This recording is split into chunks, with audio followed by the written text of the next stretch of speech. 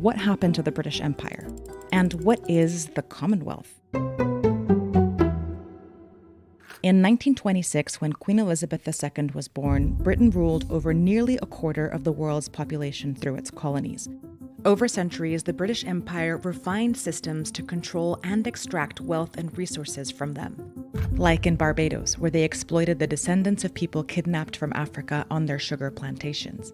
Or in South Africa, where they took millions of carats of diamonds from local mines. But although the British Empire was larger and more lucrative than ever, by the early 20th century, there were early signs of its dissolution. All these white settler colonies, like Australia and Canada, had become British dominions. That meant they would no longer be ruled by Britain, but would symbolically remain constitutional monarchies under the Crown. They called it the British Commonwealth, and it would turn out to be the future of the British Empire. By the time Queen Elizabeth took the throne in the 1950s, the world had changed even more.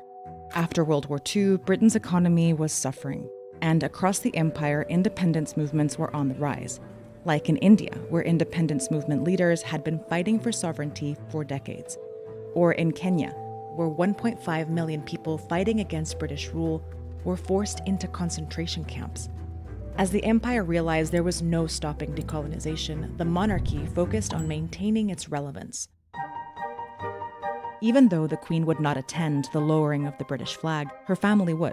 Her husband, Prince Philip, attended several ceremonies marking the independence of former colonies, including the one in Kenya, as did other royals like Lord Mountbatten in India. India was given the choice to remain in the British Commonwealth in the same way the former white settler colonies had. But shortly after independence, India declared itself a republic and refused to have a monarch.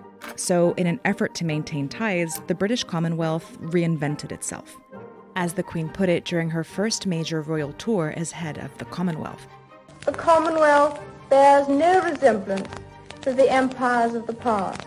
It is an entirely new conception." The British Commonwealth changed its name to the Commonwealth of Nations. Over time, it would allow countries that were no longer under the Queen, like these, to join as Commonwealth members. On the other hand, many newly independent countries chose to keep the Queen as their ceremonial head of state and became Commonwealth realms, like Barbados. It was a mix of monarchies and republics, and the Queen presided over it, most visibly by expanding the imperial tradition of conducting royal tours. In many ways, the British Empire decolonized, but the monarchy was global. Today, nearly a third of the world's population lives in a Commonwealth nation. And while some countries have chosen to leave the Commonwealth, others have decided to join, despite not having been British colonies.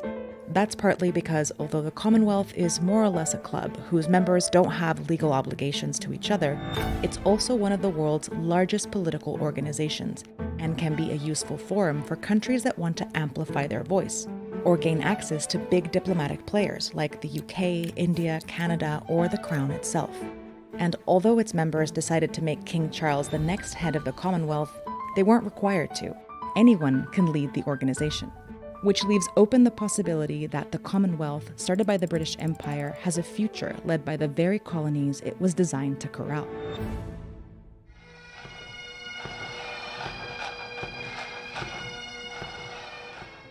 The Queen's death inspired periods of mourning in many Commonwealth nations. In part because she was remarkably good at uniting the Commonwealth in a way that deflected from her country's dark history. But in recent years, the monarchy can't hide from it like it used to.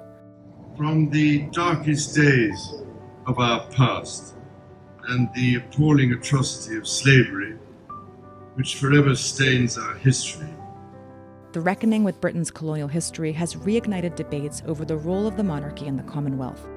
So has the death of Queen Elizabeth. But they also point to the fact that much of the power in the Commonwealth now lies with Britain's former colonies. And the question is, what do they want?